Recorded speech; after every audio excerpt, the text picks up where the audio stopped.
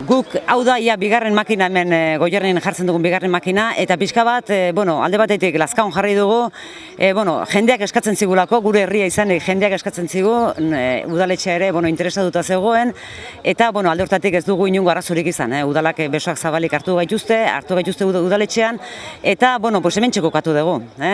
Bai esan, gure ustez, nolabait esne hau, kalitatezko esne bat, bai gizarteari, bai konsumitzailei helarazteko modu bat izan daitekela horrela esnea jartzea edozeinen eskura. Eskaintzen dugun esnea da esne pasteurizatua. Pasteurizazioa da oso eraldaketa sinplea da. Egiten dena da esnea temperatura batetara igo, 62-66 gradutara igotzen da temperatura, esnearen temperatura, eta azkar jetxi temperatura. Horrekin lortzen duguna da, bertan esnean egon daitezken, guretzako kaltegarriak egon daitezken baterio horiek akabatzea. Baina aldiz beste bakteri on guztiak hor gelditzen dira, eta baita ere esneak dituen vitamina, proteina eta bakteriak esatu nuen bezala gure flora intestinaleako oso onak diren beste bakteria horiek ere. Eta makinaren funtzionamendua zein da?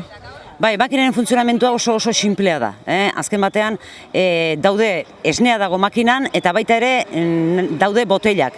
Nahi duenak ekarri dezake botella etxetik. Azken batean nahi gendukena da inungo zaborrik ez sortzea. Orduan berrera biltzea bai botella, bai enbaseak. Orduan botella etxetik ekarri daiteke, edo ontzi bat etxetik ekarri daiteke, edo bertan eros daiteke baita ere.